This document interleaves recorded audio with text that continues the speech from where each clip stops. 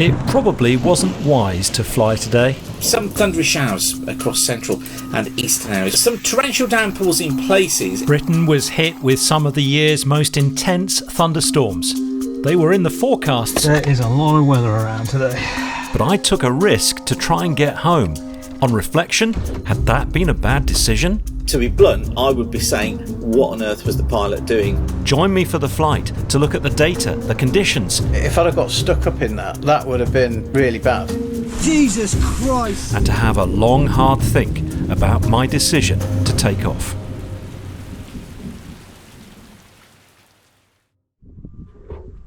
I use my aeroplane very practically to get me to places, to do things for work, and not just always for the pleasure of flying itself. And that means I often find myself having to make go, no-go decisions in the face of challenging weather forecasts. I know I often decide to fly on days when others wouldn't, but when I push the envelope in situations like that, I do like to go back and review my decisions afterwards to see if they'd been appropriate. The flight I'm debriefing today was one of those that, on reflection, I really probably shouldn't have undertaken. This is the Met Office weather chart for 12 Zulu. I was due to depart Shobdon in Herefordshire at 10:30 Zulu, with a landing at Redhill just south of London an hour later. You can see that my track was to take me through a trough which indicated unstable conditions and a likelihood of thunderstorms. In fact, there was a thunderstorm warning in force. The TAF for Brize Norton Aerodrome, which was right in the middle of my route, forecast a 40% probability of heavy thunderstorms, heavy showers of rain and hail for a period from 11 Zulu through till 9 o'clock at night. So there's a fair bit of weather around, thunderstorms brewing up, but I think we're going to get back before they develop.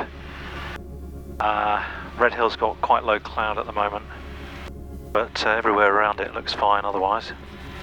The master's on, mags are off, fuel's off, landing light, transponder, temperatures and pressures, altimeter 1014, that's set. Copy Victor Bravo 2, ready for departure. India Victor, roger, surface wind calm. Roger, taking off runway 08, copy Victor. India Victor, roger.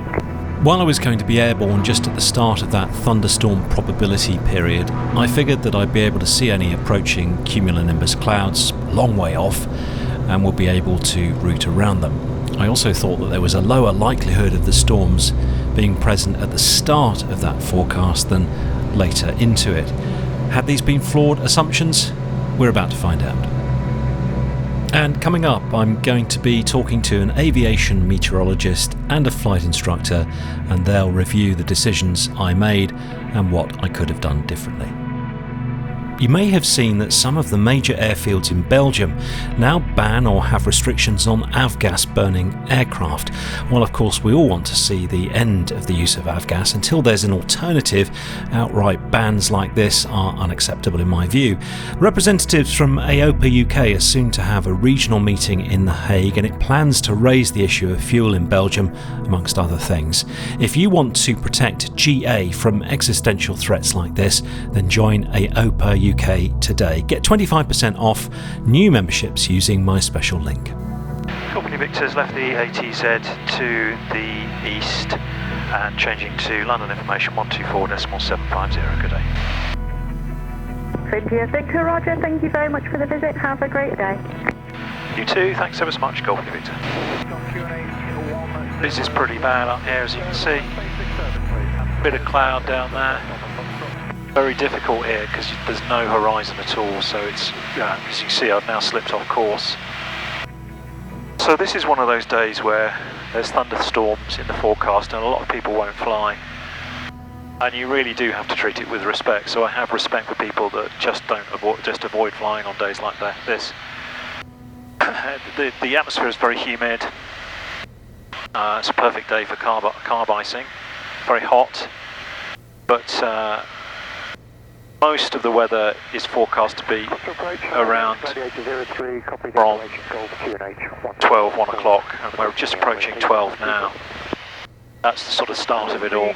So I had to do a bit of work at Shobdon before leaving, but got out as soon as I could after that. But I'm going to have to be really aware of the weather, which is quite difficult because, as you can see, you can't really see very much. There could be some embedded cumulonimbus about, but I can't see any cumulonimbus immediately around us. I can see blue sky above us through the sort of misty sort of hazy clouds. So things are not quite what I imagined they would be. I had banked on being able to see any threatening clouds so I could route around them. That's clearly not the case today. And even though I'm only just at the start of the period of that thunderstorm forecast, I can just sense that the atmosphere is starting to bubble up already. It's got that feeling about it. So why was my pre-flight weather assessment so wrong? I asked meteorologist Simon Keeling from Aviation Weather School. My error there was to think, okay, I'm going to get away as soon as I can, which actually was 10:30 Zulu, I would be within the starting period of this TAF, just at the beginning of it. So I was thinking, well, I'd have to be fairly unlucky. I know you can't say when, it's not an exact right. At 2 o'clock, you will have thunderstorms. There was the thought also, thunderstorms, you can see them for miles around. They're so big and so developed.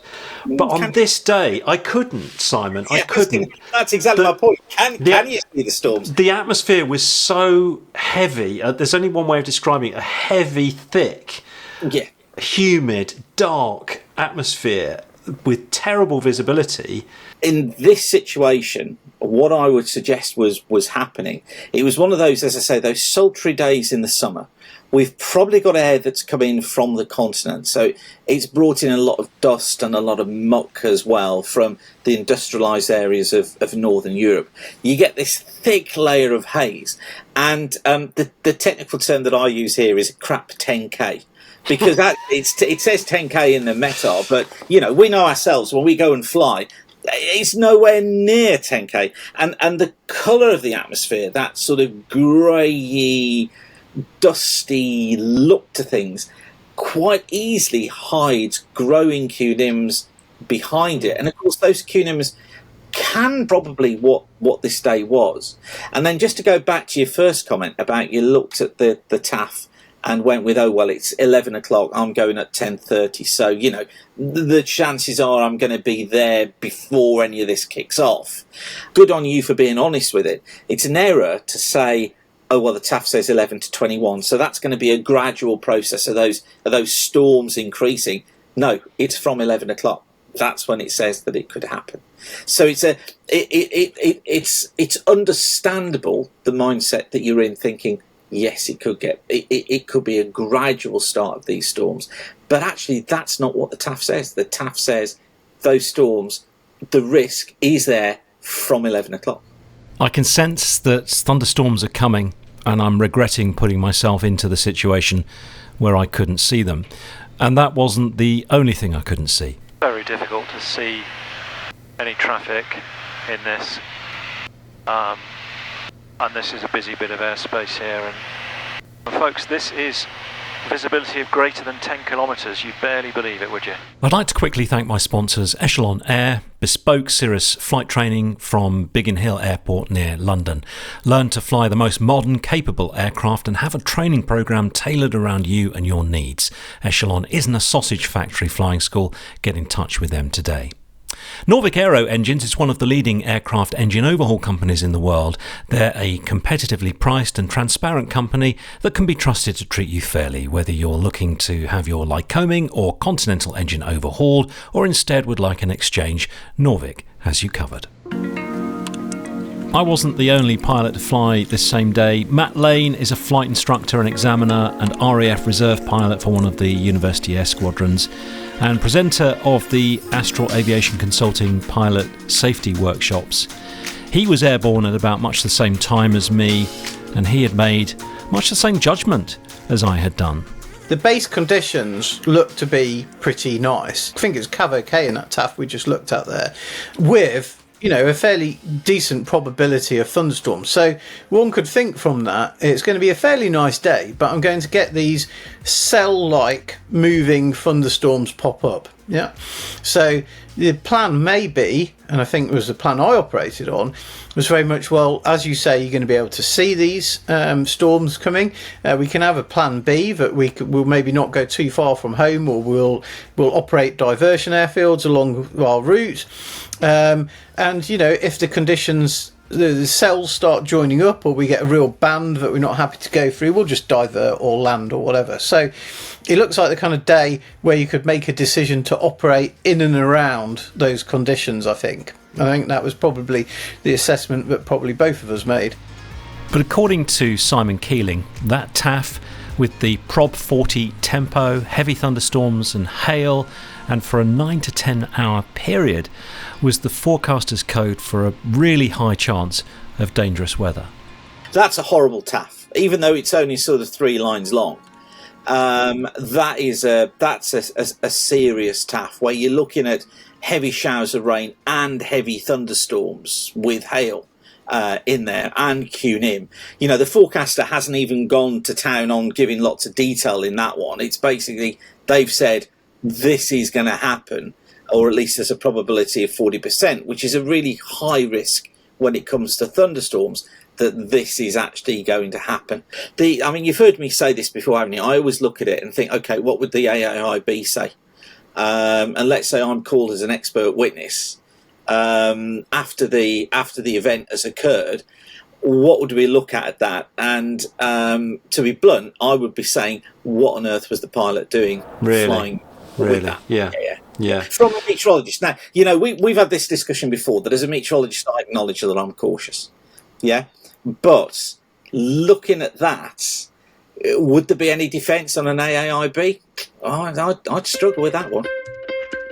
Now, both Matt and I completed our flights without drama. Matt landed quite a bit before me, I think, having set off and returned well before those thunderstorms were due. With myself, though, it wasn't long after landing that the areas I'd just flown through had seen some serious storms, the like of which Britain rarely witnesses. Do you remember coming back and questioning any of your judgment at all, like I am now? You've seen you remember how it sort of turned out in Oxfordshire and Hampshire and Surrey. It was biblical. Did you reflect, thinking, "Oh, that was a bad decision," or what do you think now? Well, I think initially, most of us, we always try and do a bit of a self debrief after flights. We encourage. But often when you see really bad weather conditions like that, I think you always think to yourself, "Crikey, if I'd have got stuck up in that would have been really bad. That would have been really difficult to deal with. Could I have been stuck in those red colours? Because, if you were, you're not going to have that many options. It's going to be getting on the ground pretty quickly. Would you have taken a field or a disused airfield? Rather than trying to divert with all of that lot building around you? A precautionary landing, we talk about it a lot, but actually the emotional leap to make a decision to do it is really quite significant. Some people would take the view, wouldn't they? Right, Prob 40 tempo, that's a greater than 40% likelihood of, in the half of this period of time, there is going to be some pretty dangerous weather. Mm-hmm. Some people would take the view, I'm not going to fly that day. And there's nothing wrong with a decision like that, is there? No, absolutely not. I kind of do this kind of risk assessment of it all, and I think, well, look, I could stay here another day and get home tomorrow or whatever, and that, there's be nothing wrong with that. But then there's an inconvenience factor with that, and then there's that pressonitis. Right, I do really want to get home. Can I do it safely? And it's this I struggle with more than anything else, Matt. I don't, and often find myself at the boundary or the limits of what is possible or legal sometimes, with weather. And I don't know what to do with that. This worked out for me, it worked out for you. Is that dangerous sort of precedent, or am I just being practical and realistic about flying? There's an operating envelope of safety. Yeah, some people, because of inexperience or because they don't need to fly, or their personal preferences, may choose to operate very much in the centre of that envelope. They may choose to take a very conservative approach to their flying. That's absolutely great. If you're a weekend flyer, you've got your own aircraft, you can go flying this weekend or next weekend. It really doesn't matter. You're not bothered, or you're retired. You can fly any day of the week or whatever, something like that. You might choose to take a very conservative approach to flying, and that's great. It's very commendable. Those of us that may be instructing, examining, have a commercial imperative, or yourself that's got to get somewhere, or it might be somebody that's trying to get back for a family occasion or something like that. It may be more appropriate to operate closer to the edges of the envelope, and again, that's also fine as well. But if you're operating towards the edges of the safety envelope with more pressures, more hazards, more challenges, you've got to ensure that you've got more mitigations and more appropriate mitigations. Yeah, if we just don't go flying at all, that's the ultimate safety mitigation, isn't it, as well? So we can go. So what is dangerous is to go, right, I'm just going to go flying because I want to get home.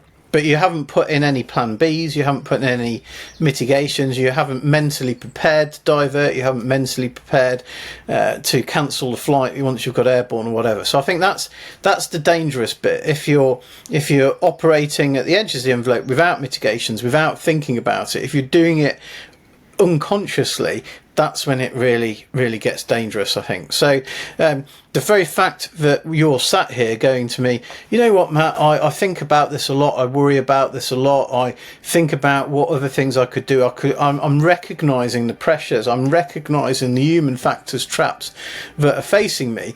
The fact that you're actually recognising that and talking about that, I think, is healthy and is a good indicator. The people that worry me are the people that launch off into those challenging conditions without having recognised that they're challenging, if that makes sense. Golf India Victor junction. Golf India Victor, join right base runway 25 left. Fixing circuits active, you're number 1. Join right base 25 left, number 1, Golf India Victor. What you've seen in this video is actually what I routinely do after my flights. I review the footage, compare the actual weather with the conditions I expected, and often discuss my flights with my friends, instructors, and yes, even Simon the weather forecaster too. By the way, his Aviation Weather School courses are great. Brakes, undercarriage is down 3 greens, mixture, fuel, landing light, carb heat we don't have, direction indicator, Golf India Victor right base 25 left. Yes, there was no incident, no crash, no tears, no damage, no drama at the conclusion of this flight, but that doesn't mean that the learning opportunities weren't as valid as if there had been. I've learnt so much from just talking through this flight and my decisions with Simon and Matt, and hopefully you found some benefit too. I know I will be able to make much more informed decisions should a similar set of circumstances arise in the future. I do love to receive and read your comments, so let me know how you approach your weather decision making, what your attitude to thunderstorms is, and if you like the content, please subscribe to the channel. It's free to do so and it helps me expand my reach and impact. In the next episode, my 1977 avionics panel goes off to get a modest upgrade. But how much will it all cost? Find out in a couple of weeks. Until then, fly safely, my friends.